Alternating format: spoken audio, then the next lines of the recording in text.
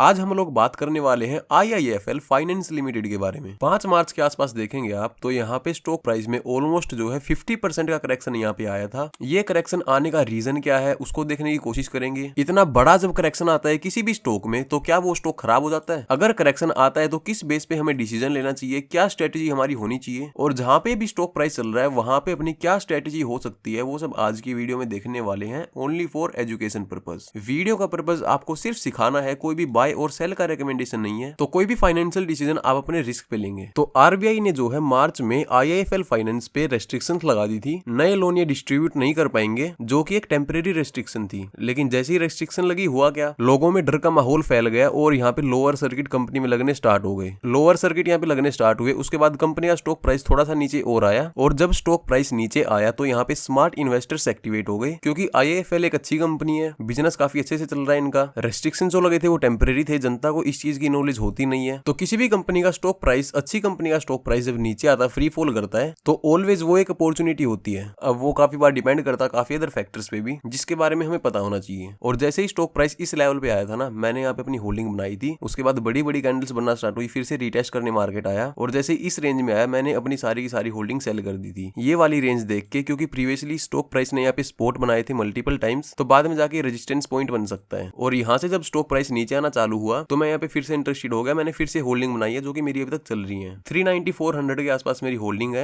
जो कि मैं होल्ड करूंगा एक बड़े टारगेट के लिए, अप्रोक्स 600 के आसपास का। अगेन मैं फिर से आपको बताना चाहूंगा, ये मेरा खुद का डिसीजन है, मेरा खुद का एनालिसिस है। इसके बेस पे आप कोई भी ट्रेड नहीं करेंगे। और आप थोड़े से बड़े टाइम फ्रेम पे देखोगे ना, तो ये एक रेंज मैं ड्रॉ कर रहा हूँ। ये रेंज क्या कर रही थी, पहले यहाँ पे रेजिस्टेंस का काम कर रही थी। यहाँ पे रेजिस्टेंस लिया, यहाँ पे रेजिस्टेंस लिया, फिर स्टॉक प्राइस ने यहाँ से ब्रेकआउट दिया। ब्रेकआउट के बाद ये रेंज जो है as a sport and act करने लगी। फिर से यहाँ पे स्पोर्ट की तरह एक्ट किया, यहाँ पे भी स्पोर्ट बना और यहाँ पे भी एक स्पोर्ट बन रहा है। अब मैं क्या जूम करके चल रहा हूँ, जो ये बार बार स्पोर्ट बना रहा है ना, ये स्पोर्ट एक लेवल के बाद यहाँ पे आके ब्रेक हो सकता है। और जैसे ही ब्रेक होगा इस रेंज में आएगा तो मैं अपनी पूरी क्वांटिटी डाल दूंगा। मैंने अभी बहुत छोटी क्वांटिटी इसमें डाल रखी है। छोटी सी क्वांटिटी इसलिए है क्योंकि अगर यहाँ से डायरेक्ट भी ऊपर जाता है तो कुछ ना कुछ मेरे को देके ही जाएगा। मुझे कल को जाके रिग्रेट नहीं होगा कि मैंने इसमें एंट्री नहीं बनाई और एंट्री मेरे से मिस हो गई। और ये वाला स्पोर्ट जो है, ये वाला क्यों ब्रेक हो सकता है, ऐसा मैं क्यों बोल रहा हूँ, उसके चांसेस बहुत कम है। वो चीज हम लोग किसी और वीडियो में किसी और दिन डिस्कस करेंगे।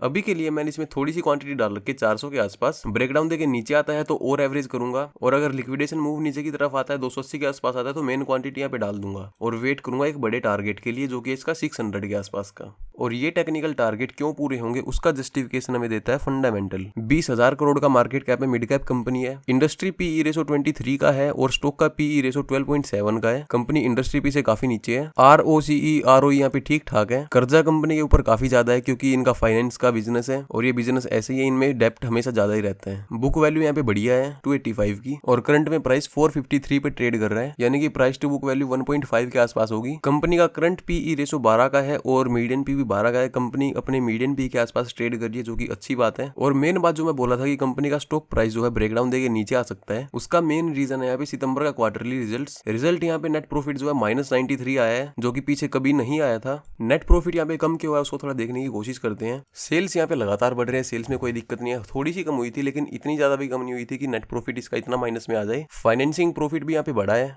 मेन दिक्कत यहाँ पे आई है अदर इनकम में। अदर इनकम पहले जो 12 की थी वो -582 की हो चुकी है, यानी कि कंपनी ने हो सकता है कोई अपनी चीज सेल करी हो, या फिर जहां से इनकम आ रही थी वहां पे इनको पैसे भरने पड़े हो। ऐसा भी हो सकता है कि आरबीआई ने जो रेस्ट्रिक्शन लगाई थी कुछ पेनल्टी इनको पे करनी पड़ी हो, और जो इन्होंने पेनल्टी पे करी है या फिर कहीं और पे पैसे दिए हैं उसमें इन्होंने टैक्स बचाया हो, जिसके कारण यहाँ पे टैक्स भी -33% का है। कंपनी ने टैक्स सेव किया है, क्योंकि यहाँ पे देखिए ना, प्रॉफिट जो था टैक्स के पहले वो -140 था, एंड में आगे प्रॉफिट -93 का रह गया है। और जो ये अदर इनकम में इन्होंने -100 कराया ना, ये टेम्परेरी फ्लक्चुएशन है, हमेशा ऐसा नहीं होगा। कल को कंपनी सेल्स बढ़ाएगी या फिर सेल्स नहीं बढ़ाती है, इनका जो नेट प्रॉफिट है वो बढ़ता है, तो फिर से बड़े बड़े कैंडल्स बनना स्टार्ट होंगे और स्टॉक प्राइस अपने टारगेट की तरफ मूव करना स्टार्ट कर देगा। ईयर ऑन ईयर बेस पे प्रॉफिट लॉस देखेंगे, रेवेन्यू इनका लगातार बढ़ रहा है, हाईएस्ट एवर है। फाइनेंसिंग प्रॉफिट भी यहाँ पे लगातार बढ़ रहा है, नेट प्रॉफिट भी यहाँ पे लगातार बढ़ रहा है। ट्रेलिंग 12 मंथ्स में थोड़ा सा कम जरूर हुआ है, उसका रीजन हमने देखा अदर इनकम का। शेयर होल्डिंग पैटर्न में प्रोमोटर्स की होल्डिंग यहाँ पे इंटैक्ट है। FII यहाँ पे लगातार बाय करते जा रहे हैं और DII की होल्डिंग भी यहाँ पे लगातार बढ़ती जा रही है। पब्लिक देखेंगे तो पब्लिक यहाँ पे कंटिन्यूस निकलना स्टार्ट कर रही है। पहले 53% पब्लिक थी इसमें, अभी वो 40% के आसपास की रह गई है। तो फंडामेंटली कंपनी काफी अच्छी है, सेल्स और नेट प्रॉफिट भी इनका लगातार बढ़ रहा है। उसके बेस पे कंपनी का स्टॉक प्राइस ऊपर क्यों नहीं जाएगा, इसका रीजन मेरे को यहाँ पे लग नहीं रहा है कोई भी। और जो अगले क्वार्टर का कंपनी यहाँ पे नेट प्रॉफिट पोस्ट करेगी, पीएनएल पोस्ट करेगी, वो जनवरी एंड के आसपास करेगी। और जैसे ही नेट प्रॉफिट इनका फिर से प्लस में आता है ना, तो फिर से बड़ी बड़ी कैंडल्स बनना स्टार्ट होंगी, या फिर हो सकता है उस टाइम पे स्टॉक प्राइस थोड़ा सा साइडवेज हो जाए, बाद में एक बड़ी रैली दे।